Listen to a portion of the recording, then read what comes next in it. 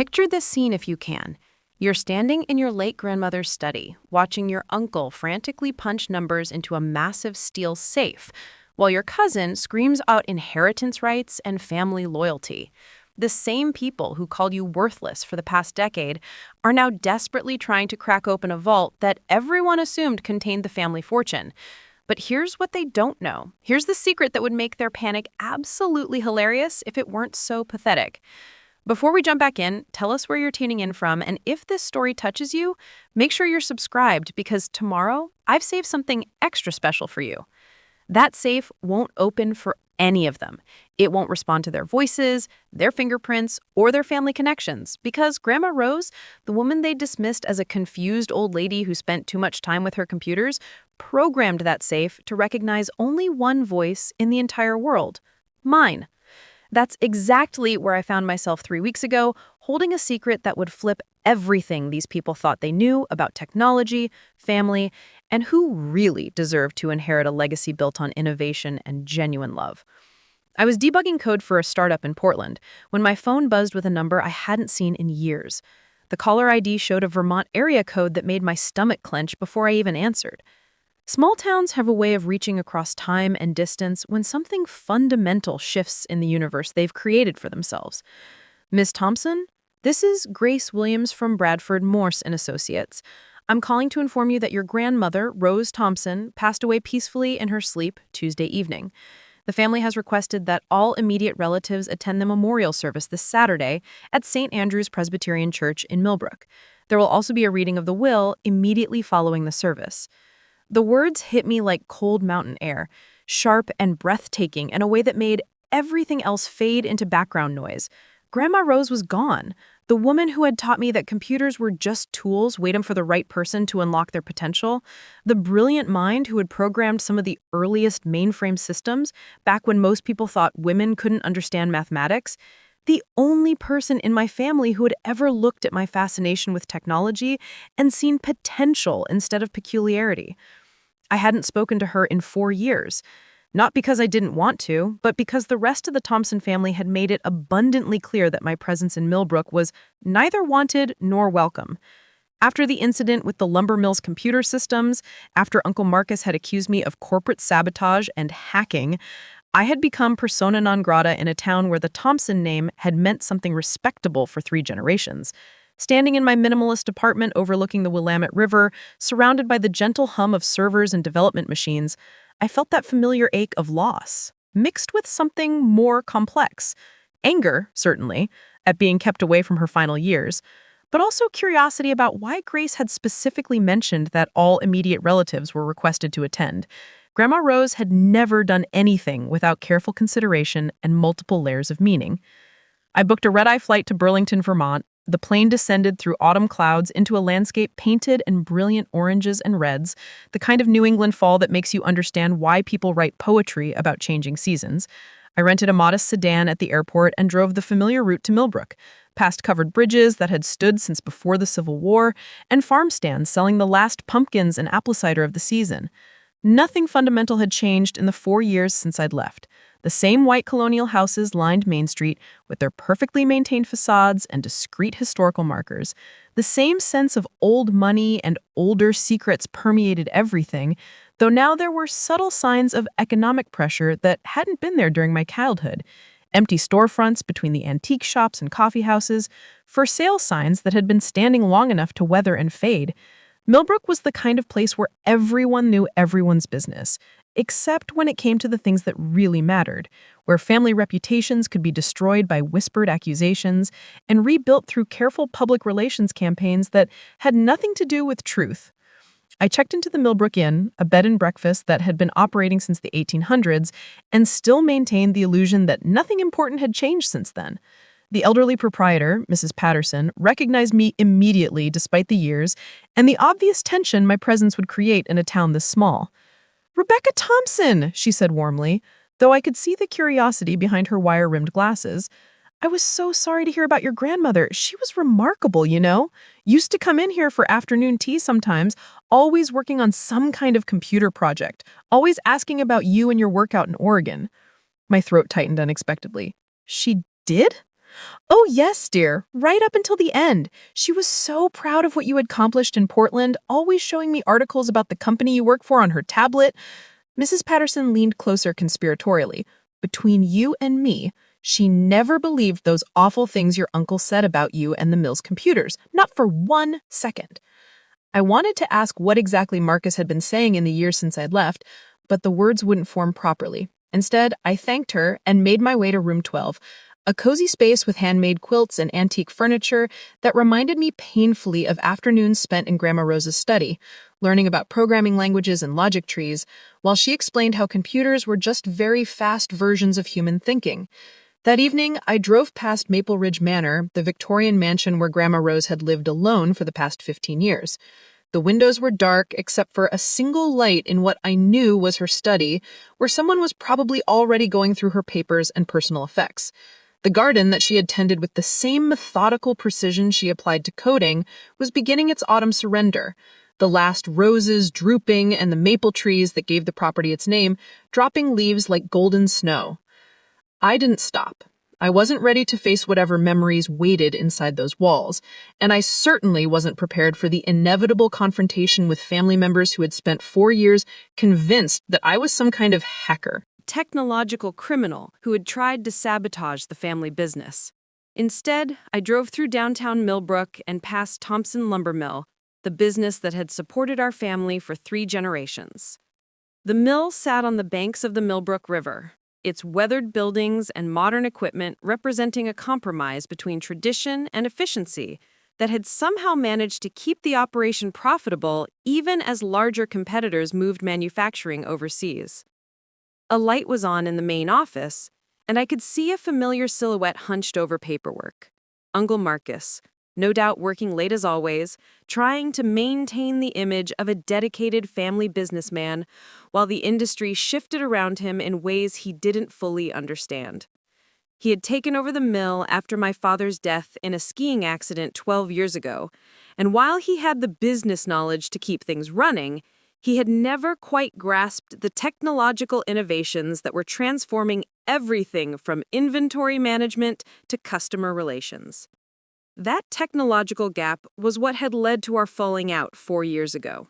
The mill's computer systems had been running on outdated software that was vulnerable to security breaches and efficiency problems. I had offered to upgrade everything during a summer break from college, working for free because I wanted to help the family business thrive.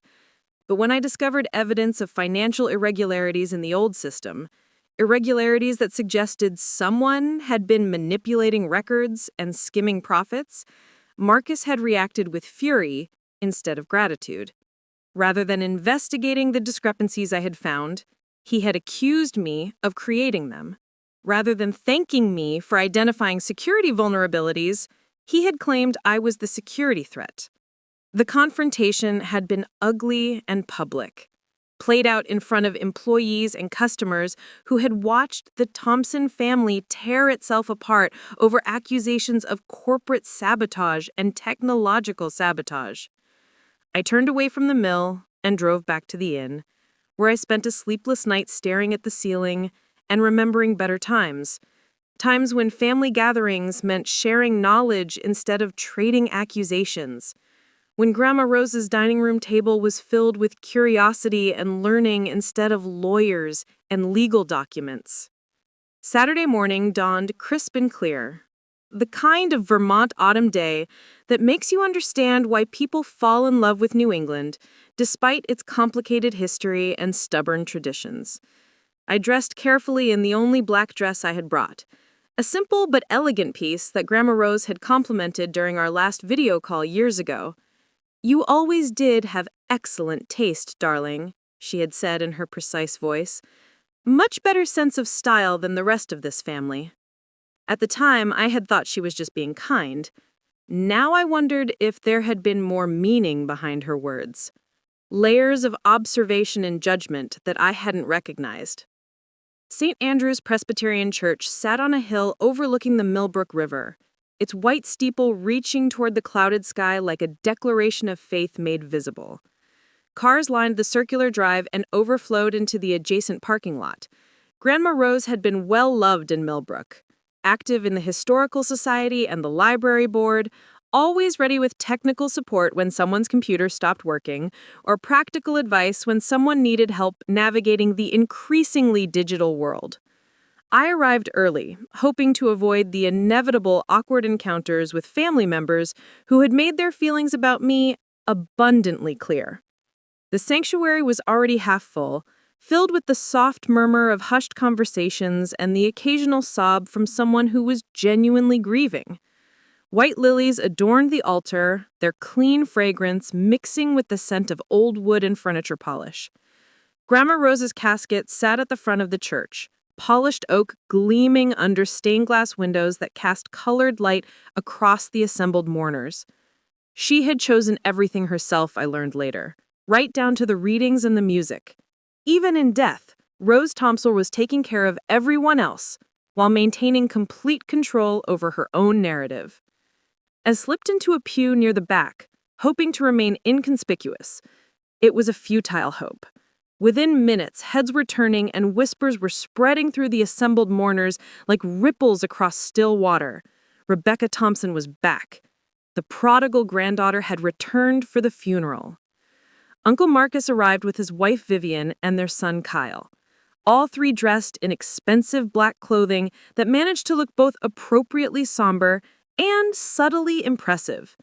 Marcus had grown heavier in the years since I'd seen him, his face bearing the stress lines of someone carrying more responsibility than he was comfortable with. Vivian, always perfectly groomed, wore a black suit that probably cost more than most people made in a month, her silver hair styled in a way that suggested she had spent considerable time preparing for this public appearance. Kyle, their 28-year-old son, looked uncomfortable in his ill-fitting suit, shifting constantly as if the formal clothes were a costume he wasn't sure how to wear. He had inherited his father's stocky build, but lacked the aggressive confidence that Marcus wielded like a business tool.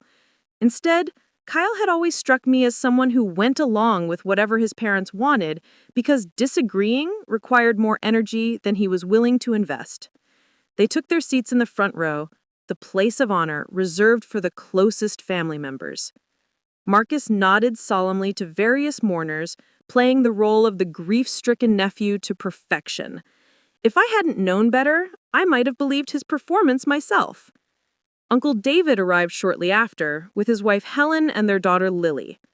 David had always been the gentler Thompson brother, the one who tried to maintain peace in the family, even when peace seemed impossible. His wife Helen walked beside him with the careful grace of someone who had spent years navigating family politics without taking obvious sides. Their daughter Lily, now 25 and working as a teacher in nearby Montpelier, caught my eye and offered a small, sad smile that suggested she, at least, was glad to see me there. The service itself was beautiful in the way that well-planned Presbyterian services tend to be. Reverend Morrison spoke eloquently about Grandma Rose's contributions to the community, her quiet leadership in church activities, and her pioneering work in computer science back when women and technology were rare enough to be newsworthy. Friends and neighbors shared memories of her kindness, her sharp wit, and her legendary apple crisps that won first prize at the county fair 6 years running. But it was the eulogy that Marcus delivered. Preparing and narrating this story took us a lot of time, so if you are enjoying it, subscribe to our channel. It means a lot to us. Now back to the story. That made my blood pressure rise and my hands clench involuntarily in my lap. Standing at the pulpit in his expensive suit, he painted a picture of a devoted nephew who had cared for his aging aunt in her final years, who had managed her affairs and ensured her comfort while protecting her from those who might take advantage of her trusting nature. Aunt Rose believed deeply in the importance of family loyalty, he said, his voice carrying easily through the sanctuary filled with people who had known our family for decades. She understood that some family members are more reliable than others, more trustworthy with the responsibilities that come with our name and our legacy. She made her final decisions based on love, but also on wisdom about character and dependability. The words were clearly directed at me, a not-so-subtle reminder that I had been found wanting and excluded from the inner circle of family trust. Several people in the congregation glanced back at me, their expressions ranging from curious to pitying.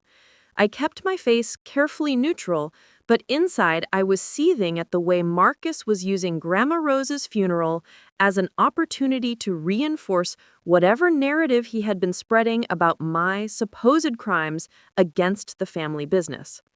After the service, the funeral procession made its way to Millbrook Cemetery, where 4 generations of Thompsons were buried beneath weathered granite headstones and sprawling oak trees that were older than the town itself.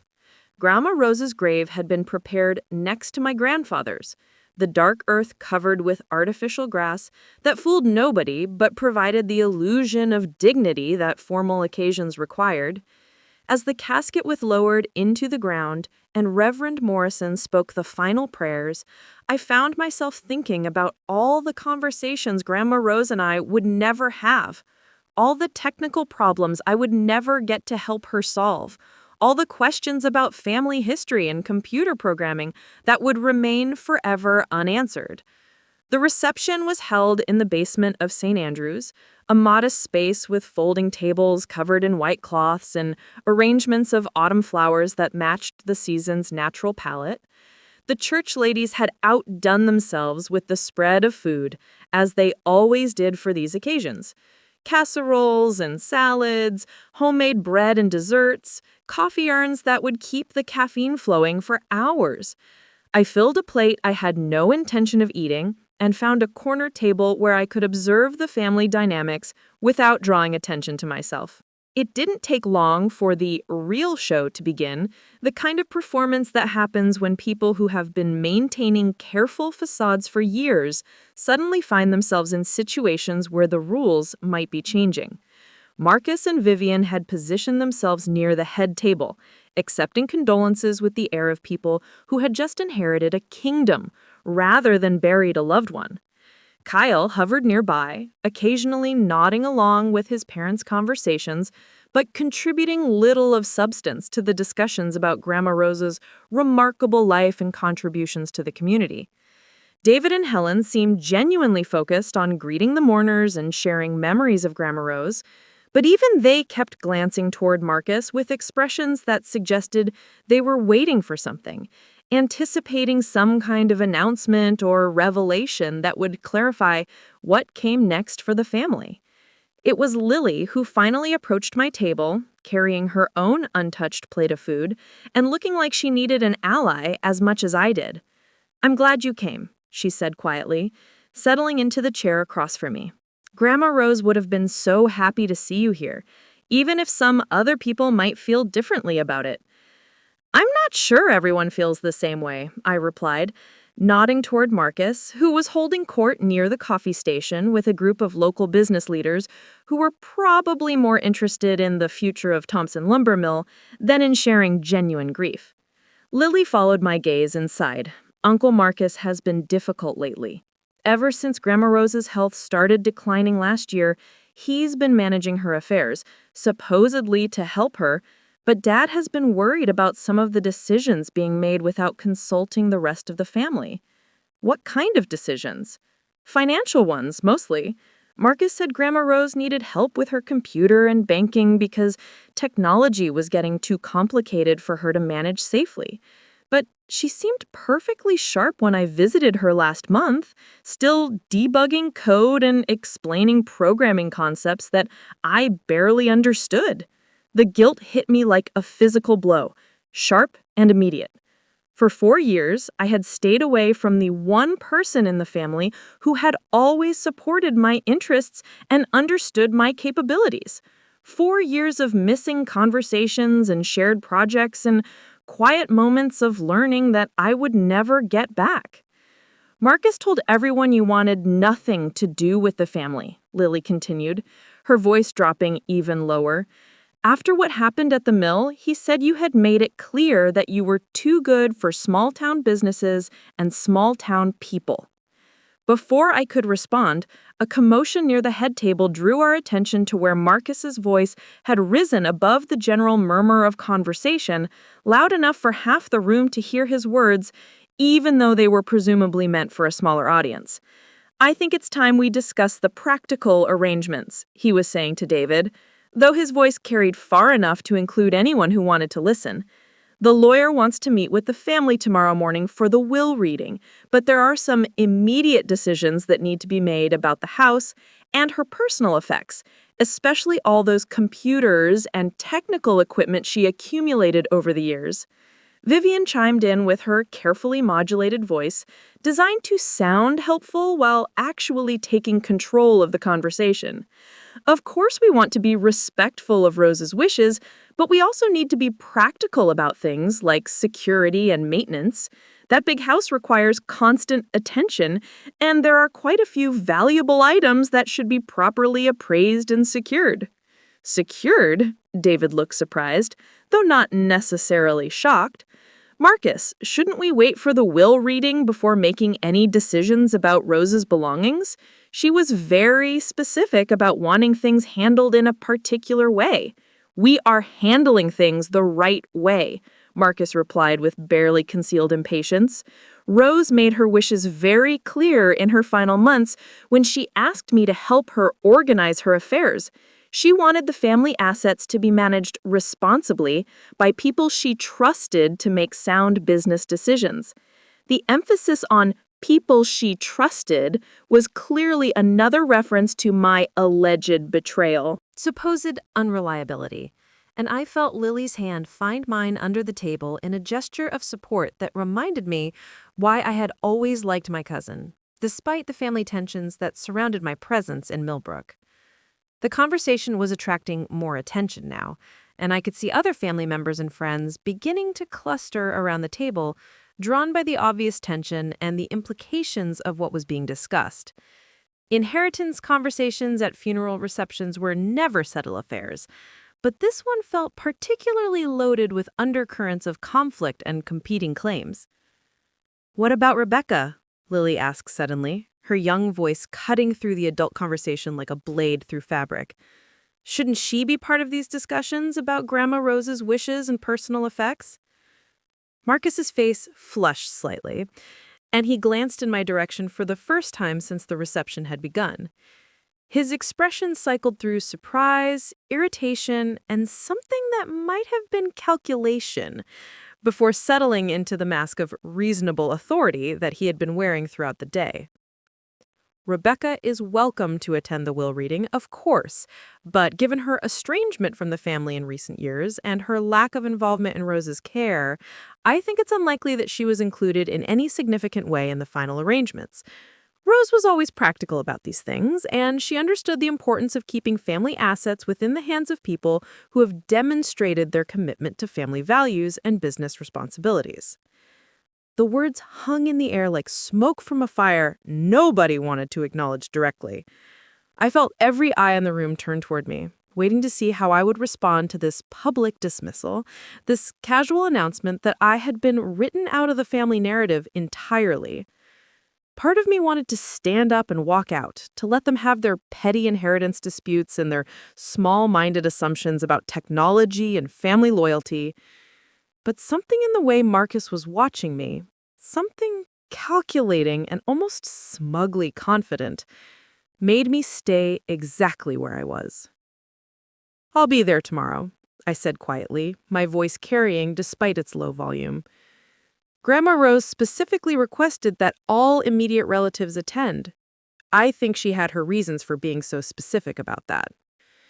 Marcus's smile was thin and cold, the expression of someone who thought he was holding all the winning cards in a game where the stakes had already been determined. "I'm sure she did, Rebecca. Rose always had a soft spot for projects that needed more attention than they were worth."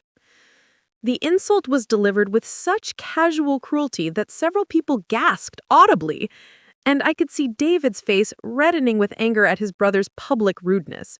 Even Vivian looked embarrassed by her husband's words, though she said nothing to contradict him or apologize for his behavior. "That's enough, Marcus," David said firmly, his usually gentle voice carrying an edge of real anger. "This is our aunt's funeral reception, not a business meeting. Show some respect for the people who loved her and the occasion we're supposed to be honoring." "Respect?" Marcus repeated, his voice dripping with disdain that seemed to come from years of accumulated resentment. "That's interesting advice coming from the family members who couldn't even be bothered to help with Rose's practical needs in her final years.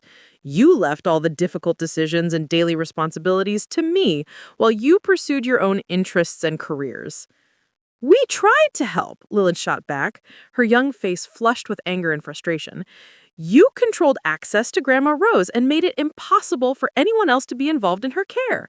Dad offered dozens of times to help with her finances and medical appointments, but you always had some excuse for why it wasn't necessary or convenient." Now the room was completely silent except for the soft clinking of coffee cups and the whispered conversations of people pretending not to eavesdrop on the family drama unfolding before them. This was exactly the kind of public spectacle that small-town funerals were designed to avoid, but Marcus seemed determined to establish his authority and justify his decisions regardless of the social cost. "I protected Rose from family members who had already proven they couldn't be trusted with important responsibilities," he said through gritted teeth, his composure finally cracking under the pressure of having his authority questioned in public. Someone had to look out for her interests and make sure her legacy wasn't damaged by people who put their own technological fantasies ahead of family stability and business common sense. All eyes turned to me again, and I felt the familiar burn of shame and anger that had driven me away from Millbrook in the first place. But this time, instead of running or retreating into defensive silence, I found myself standing up slowly, meeting Marcus's gaze with as much dignity as I could manage under the circumstances. "The only fantasy here," I said clearly, "is the one where you convince yourself that managing someone's affairs is the same as caring about their well-being. Tomorrow at the lawyer's office, maybe we'll finally get to hear what Grandma Rose actually wanted, instead of just your interpretation of her wishes."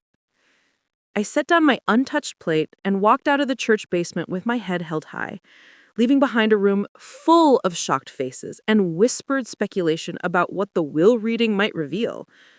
I had no idea what Grandma Rose's final arrangements contained, no idea if she had remembered me at all in her testament, or if Marcus's confidence was justified by actual legal documents. But something about his overconfidence, something about the way he had been so quick to dismiss me and control the narrative around Grandma Rose's final wishes, made me think there might be more to tomorrow's meeting than any of us expected. Something about the way he had mentioned securing her computers and technical equipment suggested he didn't really understand what those machines might contain, or why someone like Grandma Rose might have been so particular about who had access to her digital legacy. As I drove back to the inn through the gathering dusk, past the covered bridges and farm stands that made Millbrook look like a postcard of rural American tranquility, I found myself thinking about all the hours Grandma Rose and I had spent working on programming projects together. All the conversations about computer security and data protection that seemed like abstract technical discussions at the time, but might have been something more practical and immediate. What if all those lessons about encryption and access controls and biometric security hadn't just been educational exercises? What if Grandma Rose, sharp as she had remained until the very end, had been preparing for exactly this kind of family conflict over her legacy and her wishes? Sunday morning arrived with the kind of crystalline clarity that only follows a hard frost, the maple trees around Millbrook Inn stripped of half their leaves overnight and standing like elegant skeletons against the pale Vermont sky. I had managed perhaps 3 hours of restless sleep, my mind churning through decades of family memories and trying to separate truth from the carefully constructed narrative that Marcus had been building around my supposed crimes against the Thompson family legacy. The meeting at Bradford, Morse and Associates was scheduled for 10 o'clock, and I found myself awake before dawn, pacing the small confines of my inn room like a caged animal, preparing for a confrontation that could define the rest of my relationships with the only family I had left. Mrs. Patterson had left a thermos of coffee and homemade cinnamon rolls outside my door, along with a handwritten note that simply said, "For courage." The kindness of near strangers had always amazed me, especially when contrasted with the calculated cruelty that family members could inflict on each other in the name of tradition and respectability. I dressed carefully in a navy blue suit that I had bought for client presentations in Portland, something professional but not flashy, designed to command respect without appearing to challenge anyone's authority unnecessarily. Whatever happened in that lawyer's office, I wanted to be prepared for anything from polite dismissal to open confrontation. The drive through downtown Millbrook in the morning light revealed a town slowly awakening to another day, oblivious to the family drama that had unfolded at St. Andrews the previous afternoon. Early joggers followed the river path that connected the residential neighborhoods to the business district, and shop owners were beginning to unlock their doors and flip their signs from closed to open. Life continued its normal rhythm, indifferent to the inheritance disputes and family tensions that felt so monumentally important to those of us trapped inside them.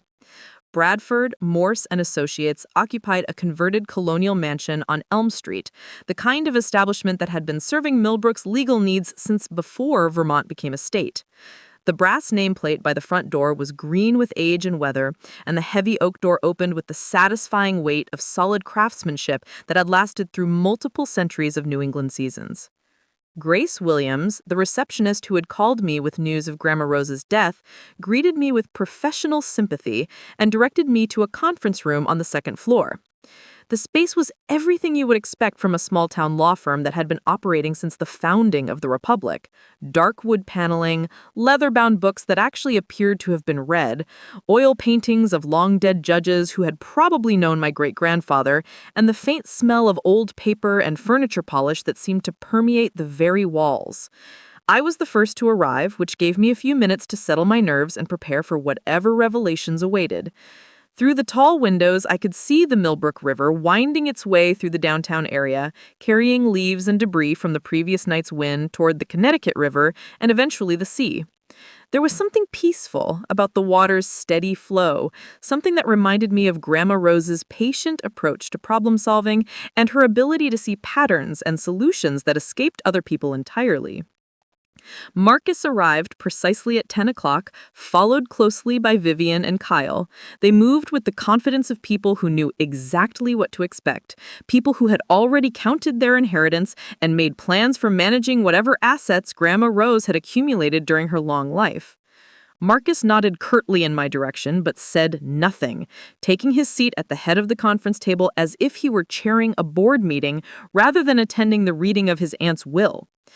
David and Helen came in a few minutes later, both looking nervous and uncomfortable in a way that suggested they weren't sure what to expect from this formal proceeding. Lily had driven down from Montpelier early that morning and slipped into the chair beside me, offering a supportive squeeze of my hand under the table.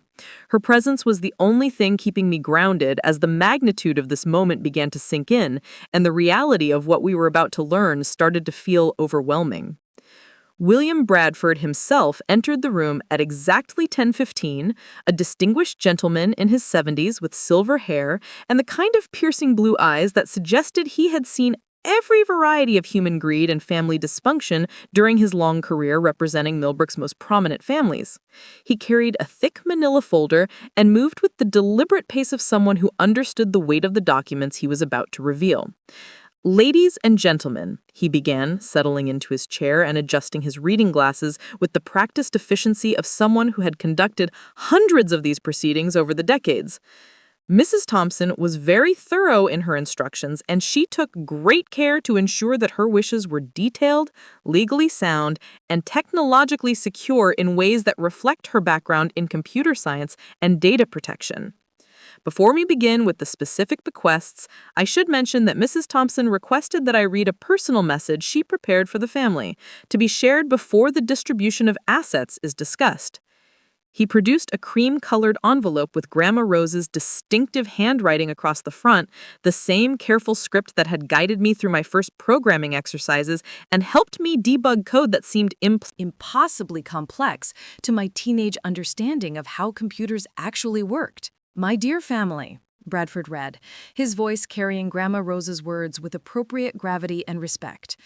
If you are hearing this letter, then I have passed on to whatever comes next, and you are gathered to learn how I have chosen to distribute the assets I accumulated during my 89 years on this earth, including some resources that certain family members were not aware I possessed. I could almost hear her voice in the formal phrasing, the hint of dry humor and technological precision that had made her such good company during our long conversations over tea and debugging sessions. There was also something distinctly challenging in her tone, as if she had been looking forward to this moment of revelation and the reactions it would generate. I want you to know that every decision I made regarding my estate was made with full knowledge of each family member's character, their actions over the years, and their treatment of others, particularly during times of difficulty and disagreement.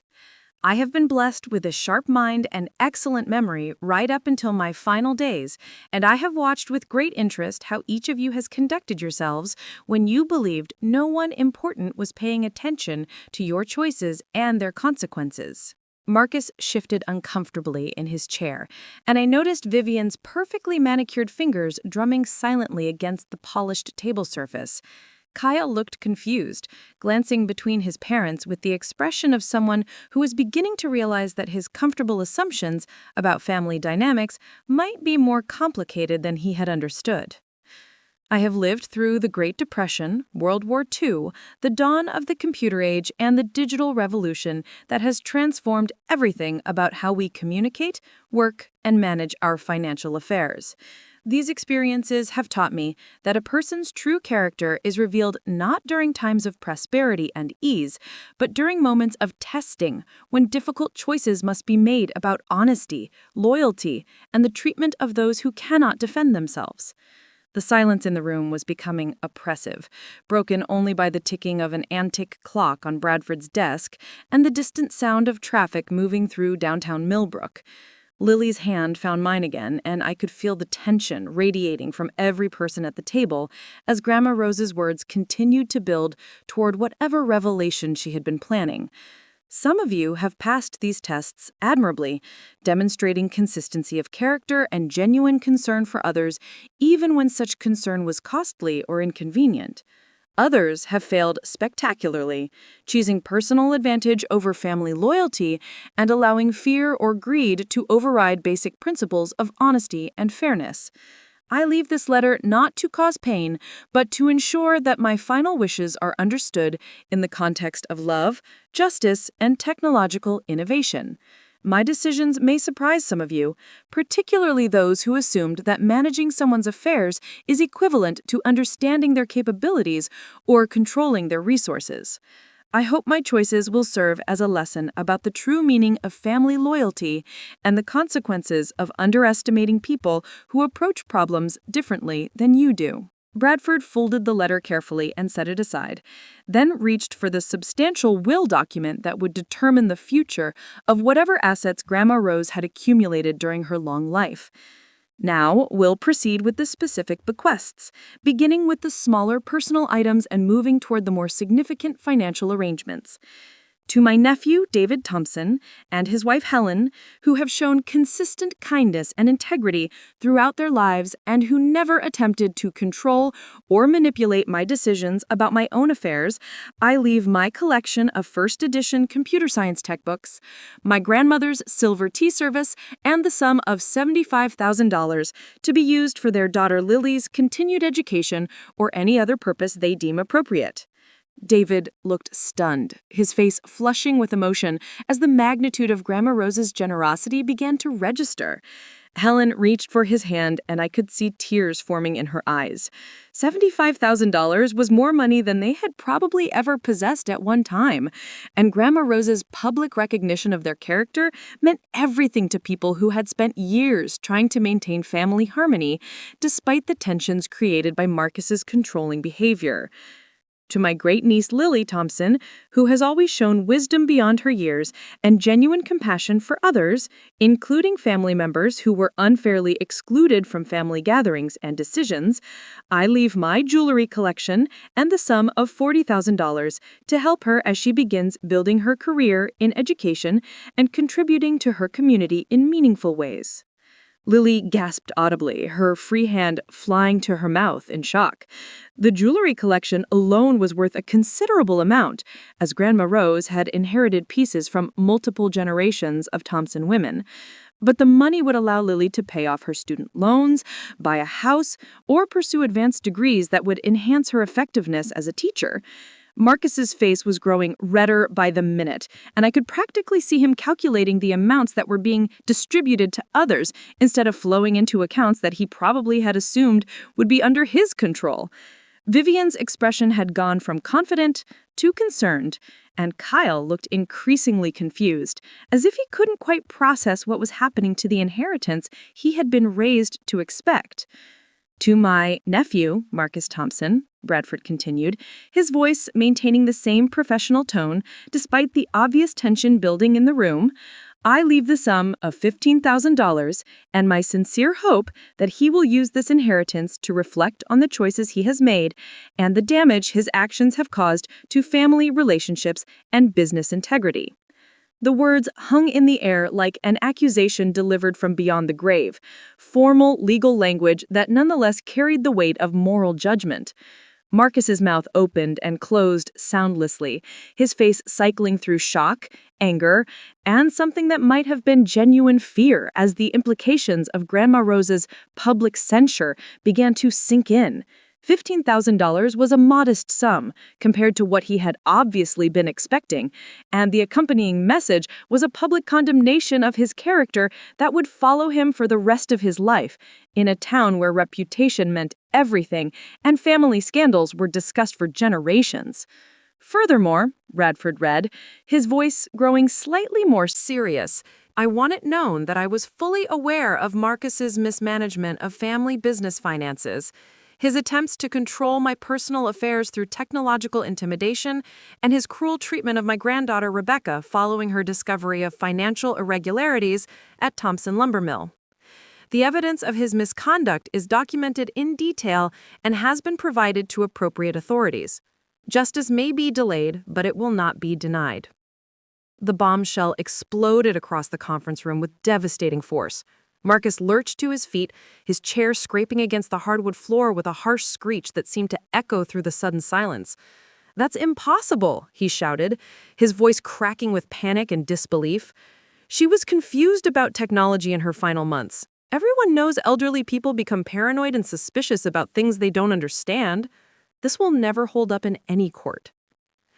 Bradford regarded him with the cool professionalism of someone who had anticipated this exact reaction and prepared for it accordingly.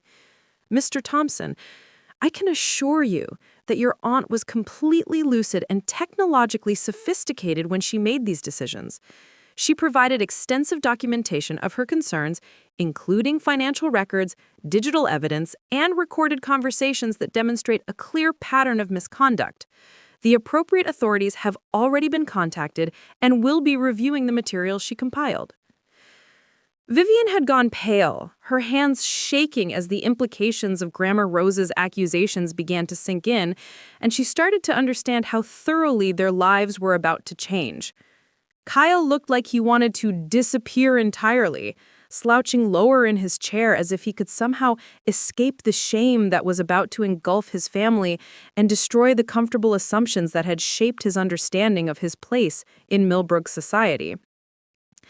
But Bradford wasn't finished reading, and I could see from the thickness of the remaining document that there were still significant revelations to come.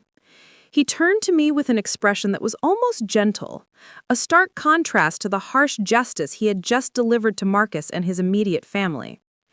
"And finally, to my beloved granddaughter Rebecca Thompson, who has endured years of false accusations, family betrayal, and technological discrimination with grace and dignity while building an impressive career in computer science and software development, I leave the remainder of my estate."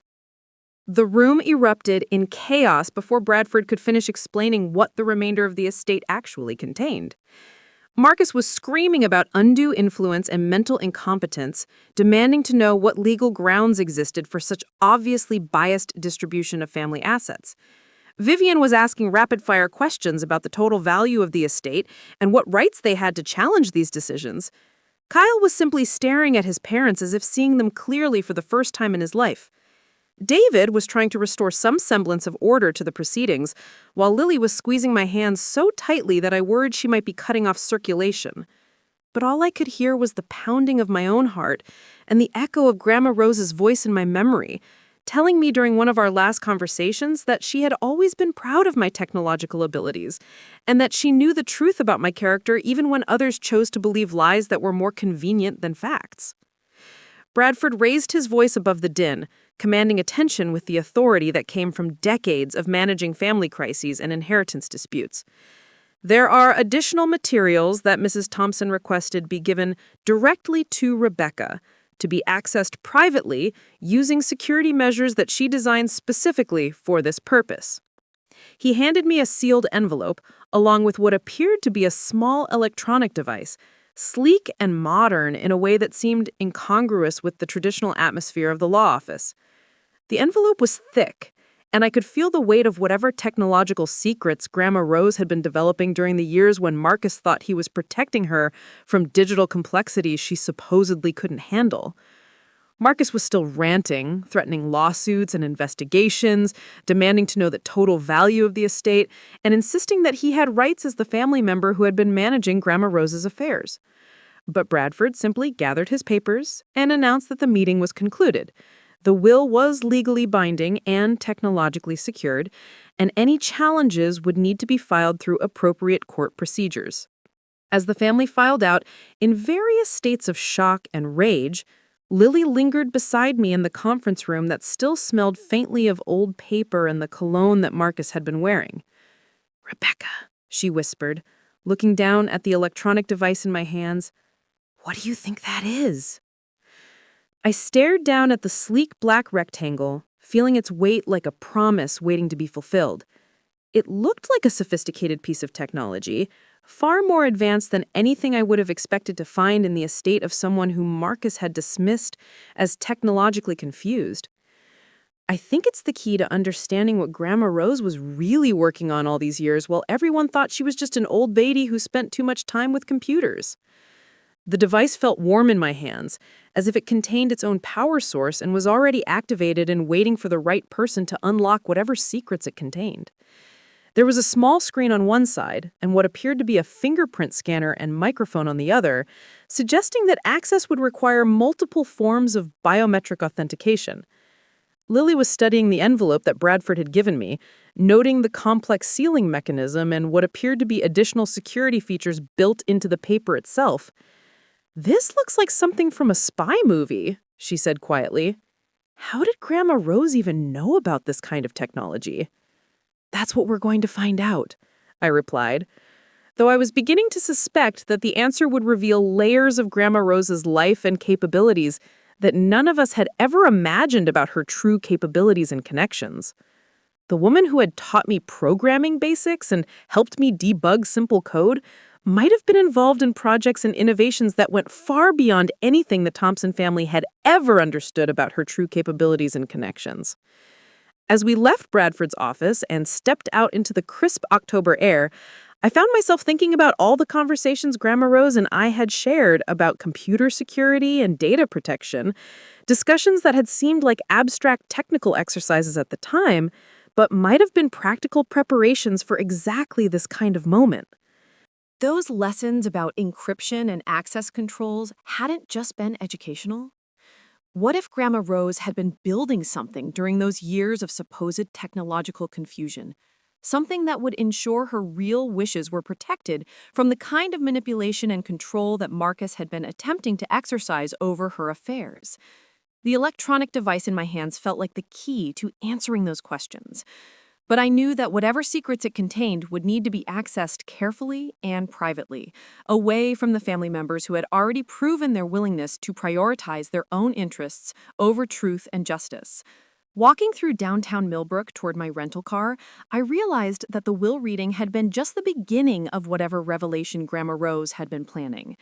The real discovery was yet to come, hidden behind security measures that she had designed specifically to ensure that only the right person could access the full scope of her legacy and the evidence she had been collecting about the family dynamics that had shaped all of our lives. The drive back to Thompson family property felt different now, charged with anticipation and the knowledge that I was about to learn things that would change my understanding of everything I thought I knew about Grandma Rose's final years and the family conflicts that had driven me away from Millbrook. The electronic device sat in my passenger seat like a technological time bomb, waiting to explode all of my assumptions about what had really been happening behind the scenes, while Marcus thought he was managing an elderly woman's confusion about modern technology. Maple Ridge Manor looked different in the afternoon light, its Victorian architecture and carefully maintained gardens taking on new significance now that I knew they belonged to me, along with whatever other assets Grandma Rose had accumulated during her long life. The house that had seemed like a museum of family history yesterday now felt like a treasure trove of secrets waiting to be unlocked by someone with the right technological credentials and biometric authorization. I parked in the circular driveway and sat for a moment, studying the house where Grandma Rose had lived alone for the past 15 years, while developing whatever sophisticated security systems and digital resources she had been hiding from family members who thought they understood her capabilities and limitations.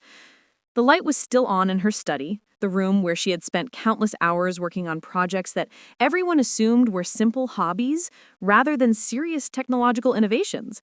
The front door opened before I could approach it, and Mrs. Anderson from the bank appeared with a set of keys and an expression of professional curiosity mixed with obvious excitement. "Miss Thompson," she said warmly, "I've been waiting for you. Mrs. Rose gave me very specific instructions about providing access to certain secured areas of the house once the will reading was completed, and you had received the authentication device." Authentication device?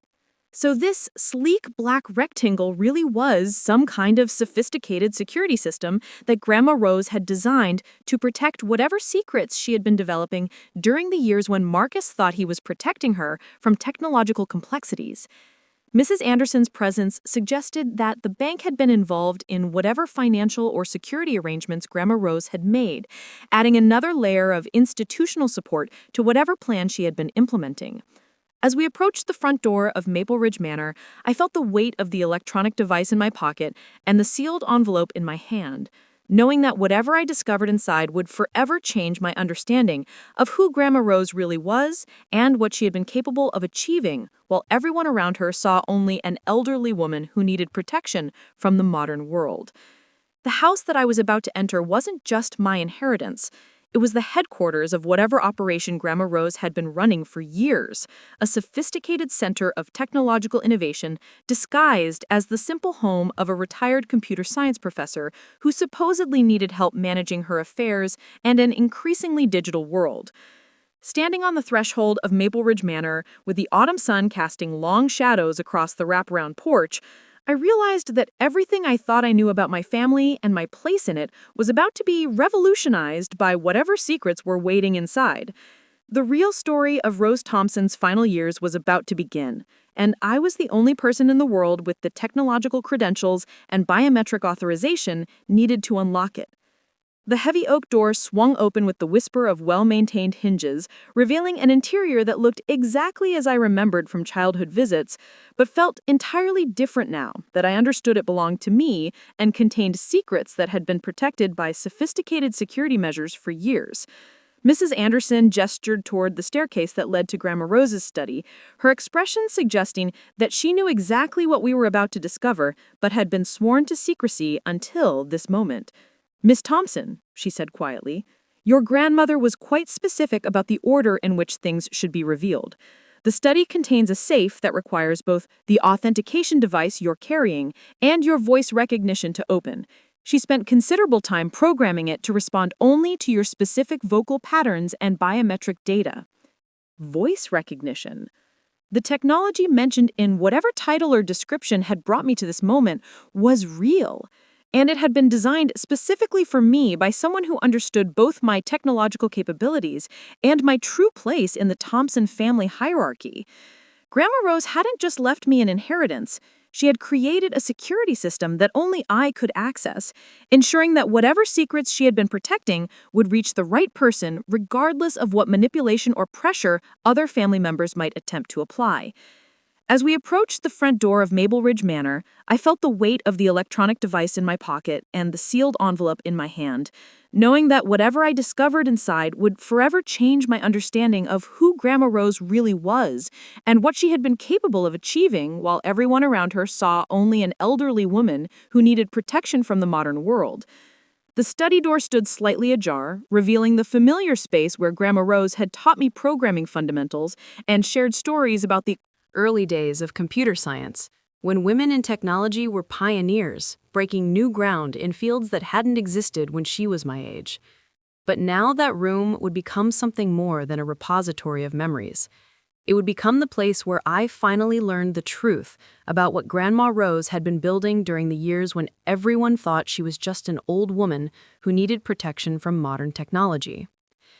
The safe was exactly where Mrs. Anderson had indicated it would be, built into the wall behind Grandma Rose's desk and disguised to look like part of the traditional wood paneling that lined the study.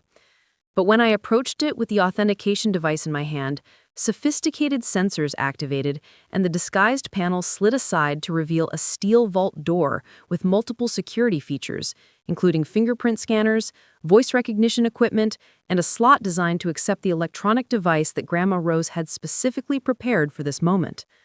Standing before that technological marvel hidden in the heart of a Victorian mansion, I realized that I was about to discover not just what Grandma Rose had left me, but who she really was and what she had been capable of achieving while everyone around her saw only what they expected to see, rather than what was actually there. The voice recognition system was waiting for me to speak, and I knew that whatever words I chose would unlock not just a safe, but an entirely new understanding of my family's real history and my grandmother's true legacy. The authentication device responded to my touch with a soft blue glow, its surface warming as sophisticated sensors scanned my fingerprint and apparently found it acceptable. A gentle chime indicated that the first security layer had been satisfied, and a small screen displayed text in Grandma Rose's familiar programming style, precise and efficient. Voice recognition required. Please state your full name and relationship to Rose Margaret Thompson. My throat felt dry as I spoke the words that would either unlock whatever secrets were hidden in this technological marvel or confirm that I had misunderstood something fundamental about Grandma Rose's intentions. Rebecca Ann Thompson, granddaughter of Rose Margaret Thompson. The device processed my voice for what felt like an eternity, but was probably only seconds, running whatever sophisticated algorithms Grandma Rose had programmed to analyze vocal patterns and authenticate my identity. The blue glow intensified and new text appeared. Identity confirmed. Safe unlock sequence initiated. Welcome home, Rebecca. The massive steel door swung open silently, revealing an interior that defied every assumption I had ever made about what an elderly woman might keep in a home safe. Instead of jewelry, cash, or important documents, the vault contained multiple computer servers humming quietly with their own cooling systems, banks of external drives organized with the precision of a professional data center, and monitors displaying scrolling code that suggested active programs running complex calculations. Mrs. Anderson stepped forward with the reverence of someone who had been waiting years to witness this moment. Your grandmother spent the last decade of her life building this, she said quietly. She called it her digital legacy project, but those of us who helped her knew it was much more than that. She was creating a comprehensive record of everything that happened in this family and this community, backed up with financial evidence that would be admissible in any court. I moved closer to the monitors, recognizing the programming languages Grandma Rose had taught me, but seeing them implemented at a level of sophistication that went beyond anything we had worked on together during my childhood visits. These weren't simple educational exercises. They were enterprise-level applications designed to collect, analyze, and secure massive amounts of data over extended periods of time. One monitor displayed what appeared to be financial records from Thompson Lumber Mill going back 15 years, but with annotations and cross-references that revealed patterns invisible to casual observation. Deposits and withdrawals were highlighted in different colors, based on their legitimacy, with red entries indicating transactions that deviated from normal business patterns in ways that suggested fraud or embezzlement.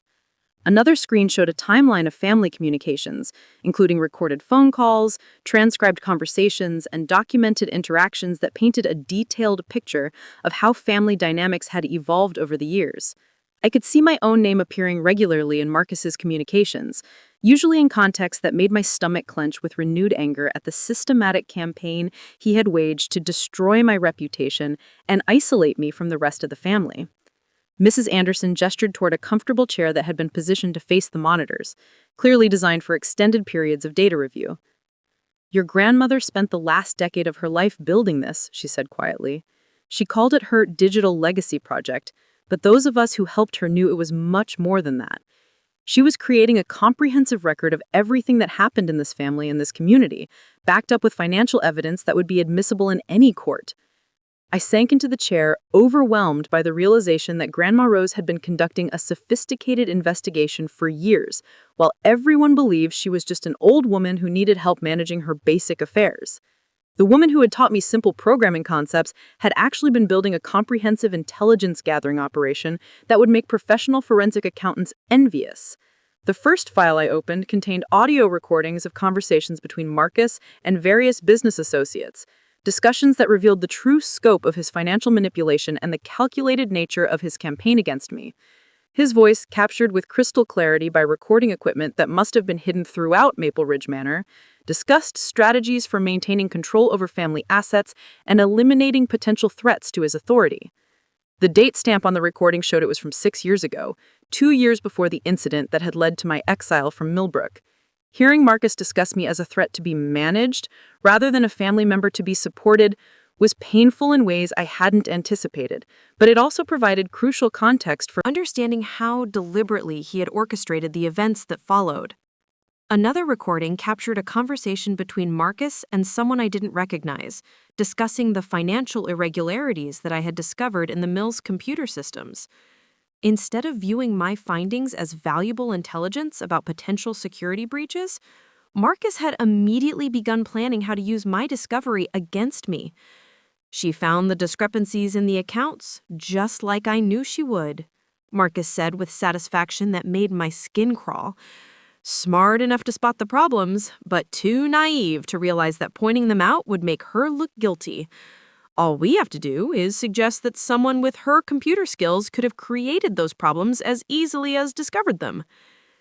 The cynical calculation behind his strategy was breathtaking.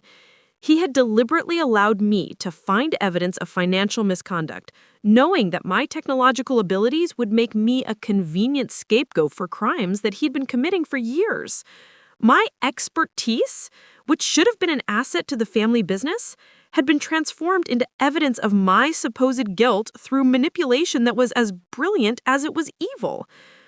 I spent hours reviewing the evidence that Grandma Rose had compiled, each file revealing new layers of Marcus's deception and the systematic way he had undermined family relationships to protect his criminal enterprise. Phone records showed him contacting other family members immediately after I had presented my findings, spreading carefully crafted stories about my supposed confession to computer crimes that had never actually occurred. Email communications revealed how he had manipulated business partners and community leaders, using his reputation as a responsible family man to lend credibility to his accusations against a young woman whose technological interests were viewed with suspicion by people who didn't understand computer science. The same small-town dynamics that had protected our family's reputation for generations had been weaponized against me with devastating effectiveness. But perhaps most painful were the recordings of conversations with Grandma Rose herself, interactions where Marcus had attempted to convince her that I was a danger to family stability and business security. His voice carried the tone of concerned authority as he described incidents that had never happened and attributed motives to me that existed only in his imagination. "Rebecca's becoming obsessed with finding problems in our computer systems," he told Grandma Rose during a conversation that had apparently taken place in this very study. "She's spending all her time looking for vulnerabilities and security flaws, almost like she's planning to exploit them. I'm worried that her college courses are teaching her things that could be dangerous if she decides to use them against the family business. Grandma Rose's response was barely audible, but clearly skeptical. Rebecca has always been interested in solving problems, Marcus. That's what good programmers do. They find weaknesses so they can be fixed, not exploited. But how can we be sure of her intentions? Marcus pressed. Young people today have different ideas about ownership and property rights. All this talk about information wanting to be free and corporate responsibility could give her ideas about taking things that don't belong to her. The conversation continued for another 20 minutes, with Marcus systematically planting seeds of doubt about my character and intentions, while Grandma Rose asked increasingly pointed questions about his evidence and reasoning. By the end of the recording, it was clear that he had failed to convince her of my supposed guilt, but he had succeeded in making her aware that family unity was under threat from his suspicions and accusations. That awareness, I realized, had probably been the beginning of her decision to start documenting everything that happened within the family with the thoroughness of a professional investigator. She had recognized that someone was lying about something important, and she had begun building the technological infrastructure necessary to determine who was telling the truth and who was manipulating facts for personal advantage. The financial evidence was equally comprehensive and damning. Grandma Rose had apparently gained access to bank records, accounting software, and transaction logs that revealed 15 years of systematic theft from Thompson Lumber Mill. The amounts were staggering. Hundreds of thousands of dollars diverted from legitimate business operations into accounts that Marcus controlled for personal use. He had been manipulating contracts with suppliers and customers, taking kickbacks from vendors who were overcharging the business and keeping the excess payments for himself. He had been inflating insurance claims for equipment damage that was either minimal or entirely fictional. He had been claiming business expenses for personal purchases and family vacations, using the mill's accounts as his private treasury, while maintaining the facade of dedicated family stewardship. The documentation showed that his financial crimes had accelerated after my father's death, when Marcus had gained primary control over business operations without the oversight that might have detected his activities earlier. What had started as small-scale padding of expense accounts had evolved into a comprehensive scheme that was bleeding the family business dry while enriching the very person who was supposed to be protecting its interests. Most disturbing were the records showing how he had used stolen funds to finance the lifestyle that supported his reputation as a successful businessman and devoted family man. The renovations to his house, the luxury cars, the expensive vacations, the private school tuition for Kyle, all of it had been paid for with money taken from a business that employed 12 families and served the entire Millbrook community. As I reviewed year after year of documented theft and manipulation, I began to understand why Grandma Rose had been so careful about securing this information and ensuring that it would reach someone with both the technological expertise to understand its significance and the moral courage to act on what it revealed. The evidence she had compiled was comprehensive enough to support criminal prosecutions that would send Marcus to federal prison for decades. But the investigation wasn't limited to financial crimes. Grandma Rose had also documented Marcus's systematic campaign to isolate her from other family members and control her access to information about what was happening in the broader community. Phone records showed him intercepting calls from David and Lily, preventing them from visiting or spending time with their aunt without his supervision. Email logs revealed how he had gained access to her computer accounts and been monitoring her communications, reading her messages, and controlling her access to news and information that might have helped her understand the true scope of his activities. The technological intimidation that he had used against me had been just one part of a broader strategy to maintain control over an elderly woman who possessed both significant assets and inconvenient knowledge about family business operations.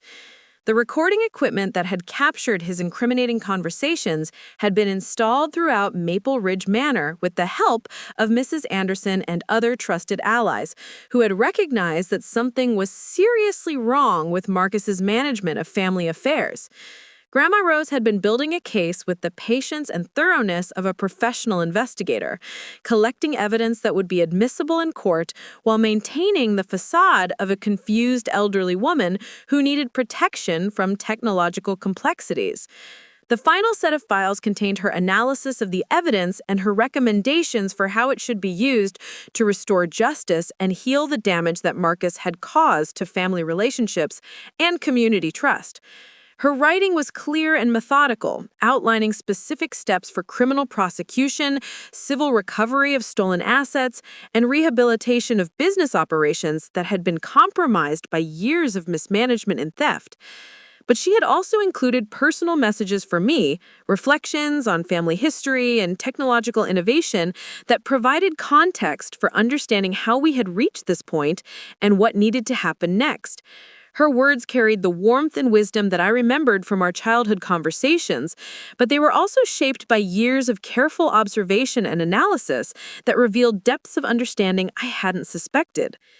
"My dear Rebecca," her voice said from speakers that activated when I opened her personal files, "if you are hearing this message, then you have successfully accessed the security system I designed to protect the truth about our family and ensure that justice is finally served for crimes that have been hidden for far too long."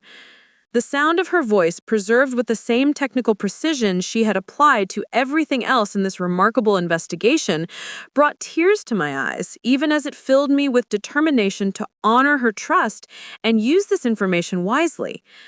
"I know that learning about Marcus's deception has been painful, but I want you to understand that his betrayal of family trust was motivated by weaknesses in his character, rather than any failure on your part. You were targeted because your intelligence and integrity made you a threat to his criminal enterprise, not because you had done anything wrong or failed to meet family expectations." She continued with observations about family dynamics and business ethics that demonstrated how carefully she had been thinking about these issues during the years when everyone believed she was just an elderly woman who needed protection from modern complexities. "The evidence I have compiled will support criminal prosecution and civil recovery of stolen assets, but the most important outcome should be the restoration of honest business practices and family relationships based on truth rather than manipulation. You have both the technological skills and the moral courage needed to ensure that this information is used constructively rather than destructively." Her final message contained specific instructions for contacting law enforcement agencies, forensic accountants, and legal professionals who would be able to act on the evidence she had compiled. But she had also included guidance for dealing with the family relationships that would inevitably be damaged when the truth about Marcus's activities became public knowledge. "Kyle and Vivian were victims of Marcus's deception just as much as you were," she observed with the insight that had always made her such a valuable advisor. "They believed his lies about business success and family loyalty because they wanted to believe them, not because they were partners in his crimes. They will need support and guidance as they learn to distinguish between the comfortable illusions they have been living with and the difficult realities they must now face. The evidence I have compiled will support criminal prosecution and civil recovery of stolen assets, but the most important outcome should be the restoration of honest business practices and family relationships based on truth rather than manipulation. You have both the technological skills and the moral courage needed to ensure that this information is used constructively rather than destructively." Having sat in that remarkable technological command center hidden in the heart of a Victorian mansion, surrounded by evidence of crimes that had shaped my family's history for over a decade, I realized that Grandma Rose had given me more than just an inheritance. She had provided the tools and information necessary to transform a legacy of deception and theft into an opportunity for justice and genuine healing. The voice recognition system that had given this story its title was just the beginning of a comprehensive plan that would restore honesty to family relationships and business operations, while ensuring that the people responsible for years of manipulation and theft would face appropriate consequences for their actions. Standing up from the chair where I had spent hours reviewing the evidence that would change everything about how this family understood its own history, I felt the weight of responsibility that came with possessing such comprehensive documentation of criminal activity and family betrayal. The safe that required my voice to open contained more than financial records and recorded conversations. It contained the truth that had been hidden for years behind lies and manipulation, carefully preserved and secured until the right person could access it and use it to restore justice to relationships and institutions that had been corrupted by greed and fear. As I prepared to leave Maplehurst Manor with the electronic device that had unlocked Grandma Rose's secrets, I knew that tomorrow would bring confrontations and revelations that would transform not just my own life, but the lives of everyone in Millbrook who had been affected by Marcus's crimes. The voice recognition technology that had protected these secrets was about to become the key that unlocked a new chapter in the Thompson family history, one based on truth rather than deception. The woman who had been dismissed as an unworthy granddaughter was about to become the agent of justice that would restore integrity to a family legacy that had been stolen and corrupted by someone who had betrayed every principle of honor and responsibility that previous generations had built into the Thompson name. The safe had opened to my voice, but what it contained would speak for itself when the time came. Reveal the truth to law enforcement agencies and community leaders who had the power to ensure that justice was finally served. Monday morning arrived with the kind of bitter clarity that follows a sleepless night spent making decisions that would alter the course of multiple lives forever. I had spent the hours before dawn organizing the evidence from Grandma Rose's digital vault, creating copies and backups that would survive any attempt at destruction or suppression, and preparing for the confrontations that would inevitably follow once the truth about Marcus's criminal enterprise became public knowledge. The first call I made was to Detective Sarah Martinez with the Vermont State Police Financial Crimes Unit, a specialist in white-collar criminal investigations who had experience prosecuting complex embezzlement cases involving family businesses and community institutions. Her voice was professional but interested as I explained the basic situation and requested a meeting to present evidence of ongoing financial crimes at Thompson Lumber Mill. Detective Martinez agreed to meet me at the Millbrook Police Station within 2 hours, giving me time to gather the most compelling evidence and prepare for what would essentially be a formal accusation against a prominent member of the community.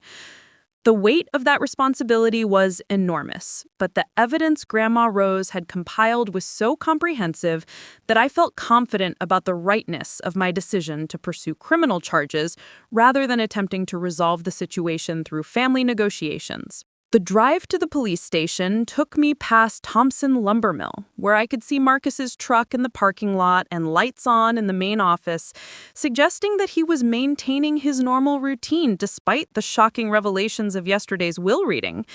He probably assumed that whatever evidence Grandma Rose might have left behind would be insufficient to threaten his position or challenge the narrative he had been building for years about family business management and my supposed technological crimes. Detective Martinez was a woman in her 40s with the kind of sharp intelligence and professional competence that inspired immediate confidence. She listened without interruption as I presented the audio recordings, financial documents, and timeline analysis that revealed the scope of Marcus's criminal activities, asking only occasional clarifying questions that demonstrated her familiarity with complex fraud investigations. The recorded conversations between Marcus and his business associates were particularly compelling, providing direct evidence of criminal intent and systematic planning that would be difficult to dismiss as misunderstandings or accounting errors. Detective Martinez's expression grew increasingly serious as she heard Marcus discussing strategies for concealing stolen funds and manipulating family relationships to protect his criminal enterprise. "Miss Thompson," she said after reviewing several hours of evidence, "this is one of the most comprehensive financial crime investigations I've ever seen conducted by a civilian." Your grandmother appears to have documented every aspect of these criminal activities with a thoroughness that would impress professional forensic accountants. We'll need to verify the authenticity of these recordings and documents, but if they prove to be legitimate, we're looking at charges that could include embezzlement, fraud, money laundering, and conspiracy. The scope of potential charges was staggering, but Detective Martinez explained that the evidence supported prosecution under both state and federal statutes, given the involvement of interstate banking systems and the systematic nature of the criminal enterprise. Marcus's activities had crossed multiple jurisdictions and involved sophisticated financial instruments that would make this a high-priority case for law enforcement agencies that specialized in white-collar crime.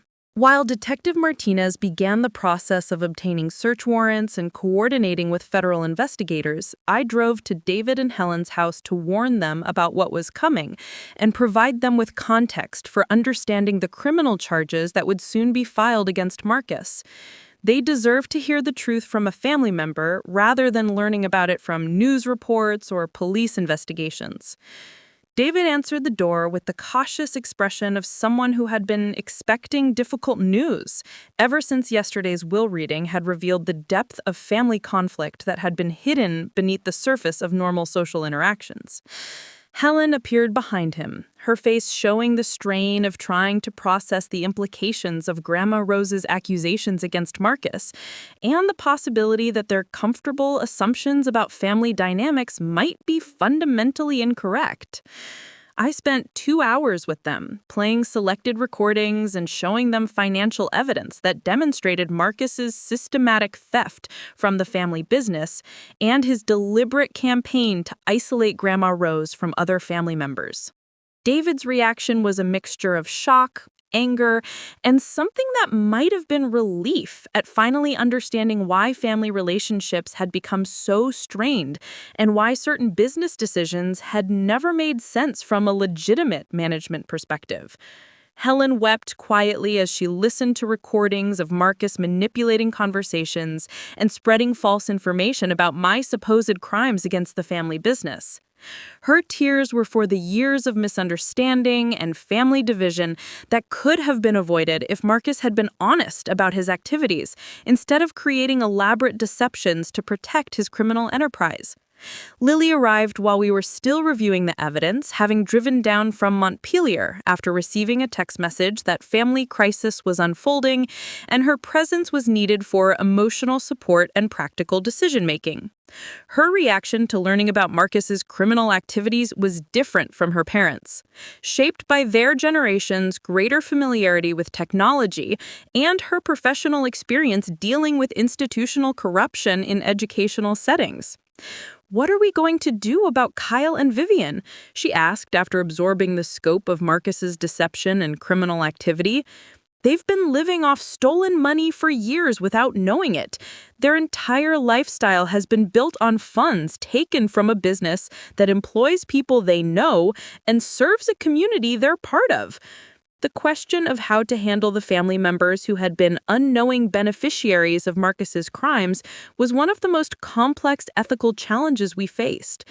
Kyle and Vivian had lived comfortably on stolen money, but they had also been victims of Marcus's deception, believing his stories about business success and family responsibility while remaining unaware of the exponential financial damage that may have been done to the family business. Criminal activities that had financed their lifestyle.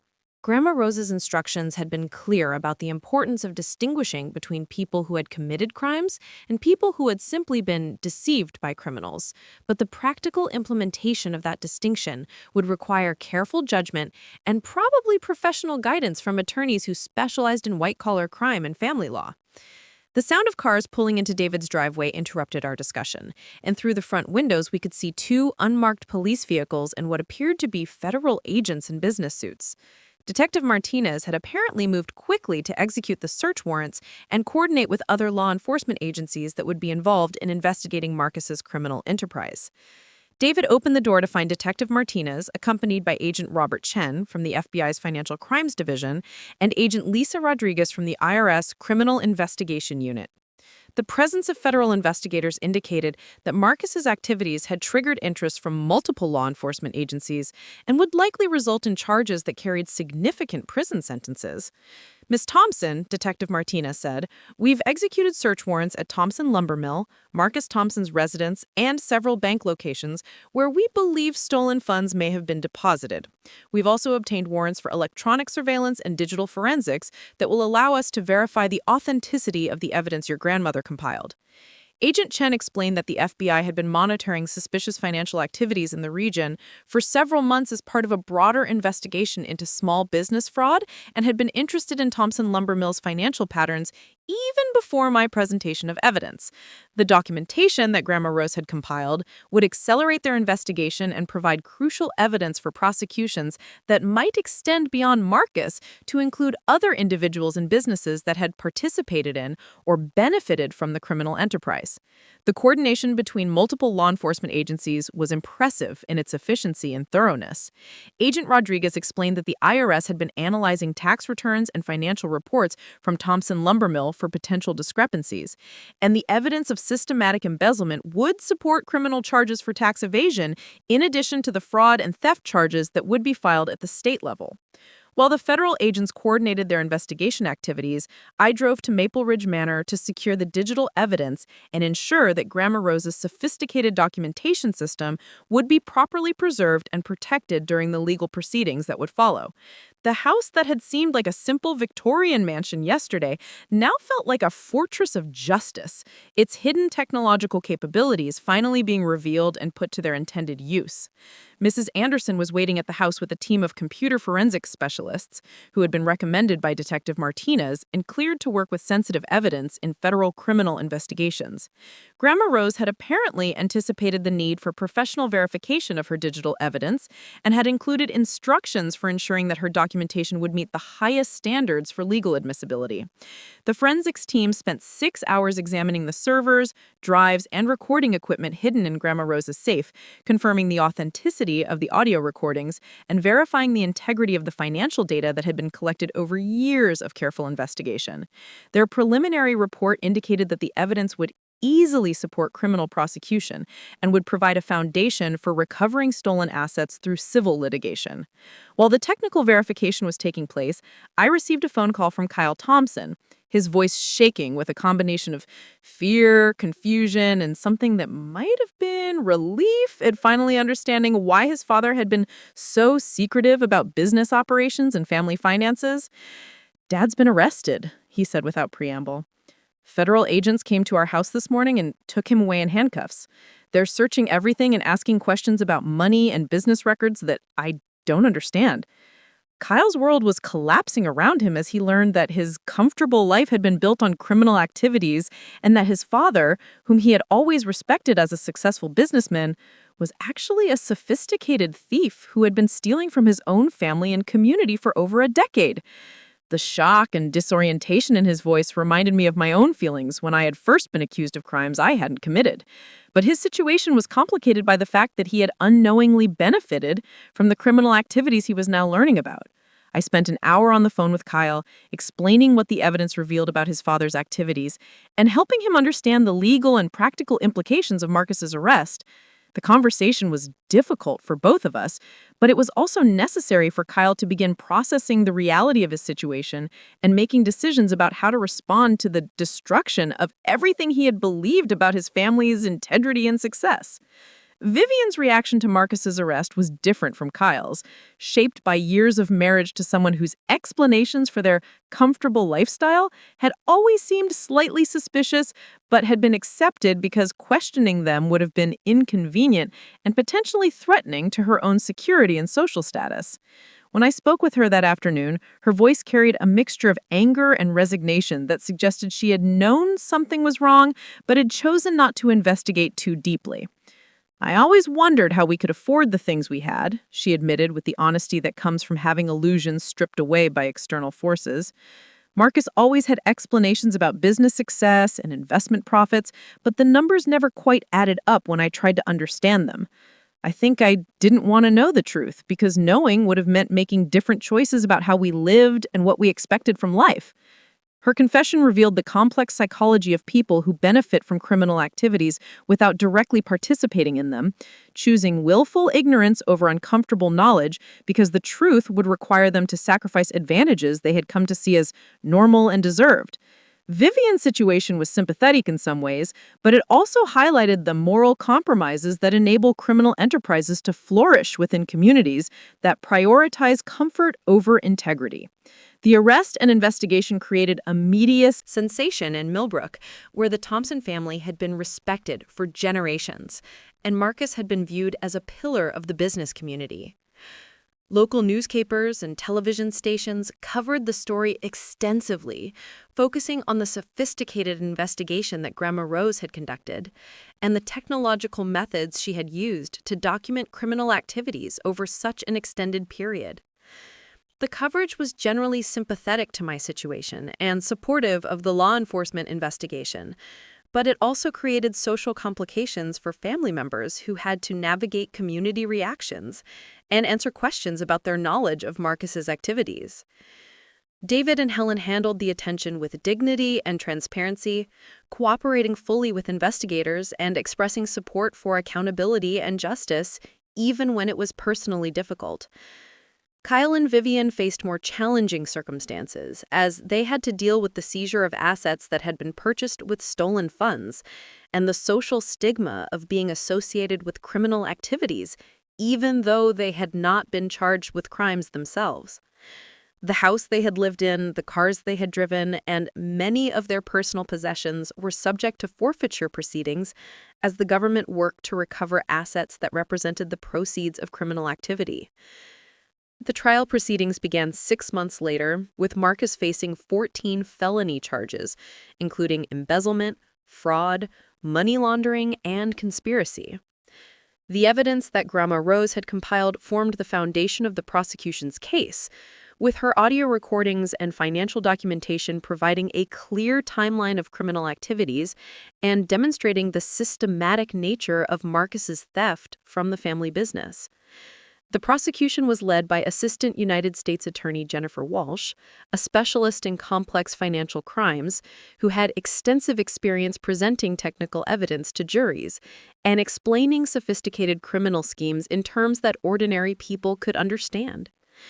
Her opening statement outlined the scope of Marcus's criminal enterprise and explained how his theft had damaged not just the Thompson family, but the entire Millbrook community that depended on honest business practices and trustworthy community leadership.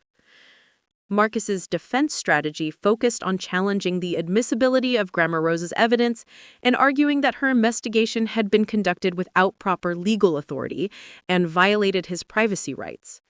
His attorneys portrayed him as a victim of technological surveillance conducted by an elderly woman who had become paranoid and vindictive in her final years. But this approach backfired when the jury heard the clarity and sophistication of Grandma Rose's analysis and the comprehensive nature of her documentation. The trial lasted 3 weeks, with testimony from forensic accountants, computer specialists, and family members who had been affected by Marcus's criminal activities. Kyle testified about his gradual realization that his father's explanations for their lifestyle had been lies, while Vivian described the psychological pressure of living with suspicions about criminal activity while being financially dependent on its proceeds. My own testimony focused on the technical aspects of Grandma Rose's investigation and the sophisticated methods she had used to collect and preserve evidence of criminal activity. I explained how her background in computer science had enabled her to build systems that could monitor communications and financial transactions with a precision that had escaped detection for years, providing a comprehensive record of criminal activities that would have been impossible to compile through traditional investigative methods. The jury deliberated for 2 days before returning guilty verdicts on all charges, finding that the evidence of Marcus's systematic theft and manipulation was overwhelming and that his criminal activities had caused substantial harm to family relationships, business operations, and community trust. The judge sentenced him to 12 years in federal prison and ordered him to pay restitution of $800,000 to compensate for the funds he had stolen from Thompson Lumber Mill. The restitution payments were funded through the sale of assets that Marcus had purchased with stolen money, including his house, cars, and investment accounts that represented the proceeds of criminal activity. The forced liquidation of his accumulated wealth provided partial compensation for the damage he had caused, but it also created opportunities for Kyle and Vivian to begin building new lives based on honest income rather than criminal proceeds. Kyle used the crisis as motivation to complete his education and develop legitimate career skills, eventually taking a position with a nonprofit organization that provided financial counseling to families affected by white-collar crime. His personal experience with the aftermath of criminal activity gave him unique insights into the psychological and practical challenges faced by people whose lives had been disrupted by the discovery of family criminal enterprises. Vivian found work as a paralegal with a law firm that specialized in victim advocacy and asset recovery, using her experience navigating the legal system to help other families deal with the complex proceedings that follow financial crime investigations. Her transformation from unknowing beneficiary of criminal activity to advocate for crime victims represented a genuine commitment to making amends for the advantages she had gained through Marcus's illegal activities. The Thompson lumber mill was restructured under new management, with David taking over business operations and implementing the technological improvements and ethical oversight systems that would prevent future criminal activity. The business relationships that Marcus had damaged through his theft and manipulation were gradually rebuilt through consistent, honest dealing and transparent financial practices that restored community confidence in the Thompson family name. The mill's recovery was supported by a loan from the trust that had been established using Grandma Rose's legitimate assets, ensuring that the business could continue operating while implementing the reforms necessary to restore its reputation and financial stability. The employees who had lost their jobs during the period of Marcus's mismanagement were rehired with improved benefits and job security protections that reflected lessons learned from the criminal investigation.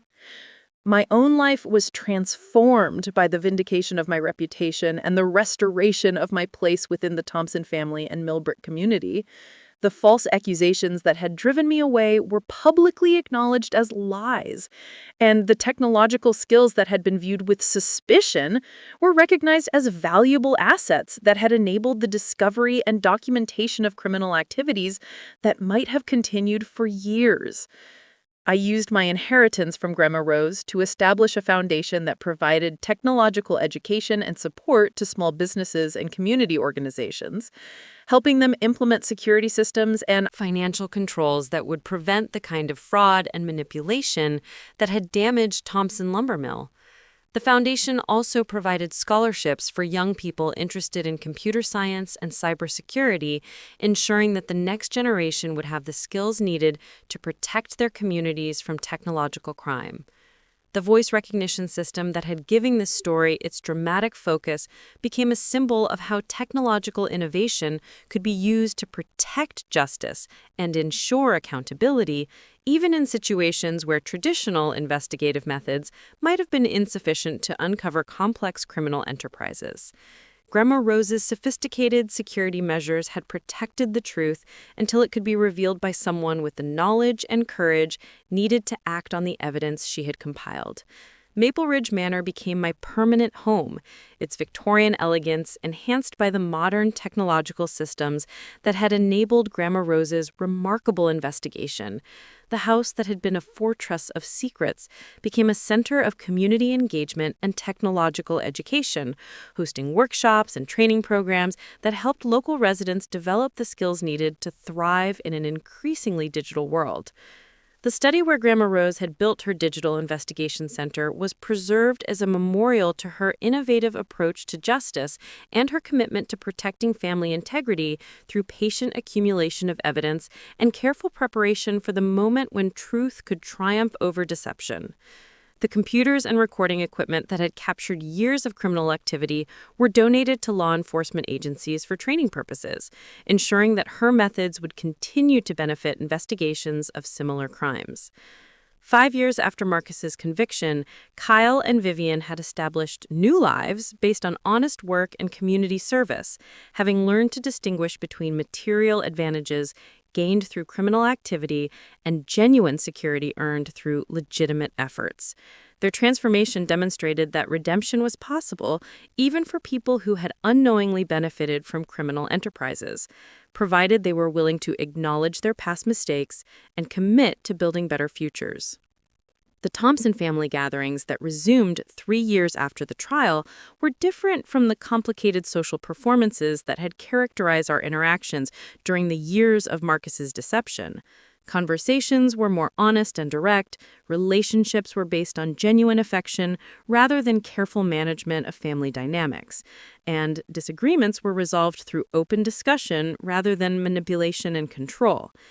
Lily completed her master's degree in education and took a position as principal of Millbrook Elementary School, where she implemented programs that taught children about technology, ethics, and critical thinking skills that would help them navigate complex social and digital environments. Her leadership in education reform was influenced by her family's experience with deception and the importance of teaching young people to distinguish between reliable and unreliable sources of information. David and Helen used their inheritance from Grandma Rose to expand their bookstore into a community cultural center that hosted author readings, technology workshops, and educational programs that served residents of all ages. The center became a gathering place for people interested in learning new skills and engaging with ideas that would help them adapt to technological and social changes affecting rural communities. The legacy of Grandma Rose's investigation extended beyond our family to influence law enforcement approaches to investigating white-collar crime in small communities, where traditional investigative methods might be insufficient to uncover sophisticated criminal enterprises that exploit local trust and family relationships. Her techniques for collecting and preserving digital evidence became part of training programs for investigators specializing in financial crimes. Standing in the study where Grandma Rose had built her remarkable investigation center, surrounded by family members who had learned to value truth over comfort and justice over convenience, I reflected on how completely our understanding of family loyalty and community responsibility had been transformed by her patient pursuit of accountability and her innovative use of technology to protect integrity. The voice recognition system that had required my specific authorization to access her evidence had been more than a security measure. It had been a symbol of trust and confidence in my ability to use powerful information wisely and constructively, ensuring that her years of careful investigation would result in justice rather than vengeance and healing rather than continued division. The woman who had been dismissed as an unworthy granddaughter had become the guardian of a family legacy restored through technological innovation and moral courage, proving that patience, preparation, and persistence could overcome even the most sophisticated criminal enterprises. The safe that had opened to my voice had contained more than evidence of crimes and financial theft. It had contained the tools and wisdom needed to transform a family legacy of deception into a foundation for genuine integrity and community service. Grandma Rose's faith in redemption and her belief in the power of truth to heal even the most damaged relationships had been vindicated through the difficult process of accountability and restoration that followed her death. The technological systems she had built to protect justice had accomplished their purpose, ensuring that criminal activity was punished, victims were compensated, and family relationships were rebuilt on foundations of honesty rather than manipulation. The inheritance she had left me was more than money or property. It was the knowledge that justice delayed is not necessarily justice denied, that technological innovation can serve moral purposes, and that patient accumulation of truth will eventually triumph over even the most carefully constructed lies. Her voice recognition system had been designed to ensure that only the right person could access her evidence, but the wisdom and courage required to use that evidence constructively had been the real test of whether her faith in family redemption was justified. Up next, you've got 2 more standout stories right on your screen. If this one hit the mark, you won't want to pass these up. Just click and check them out.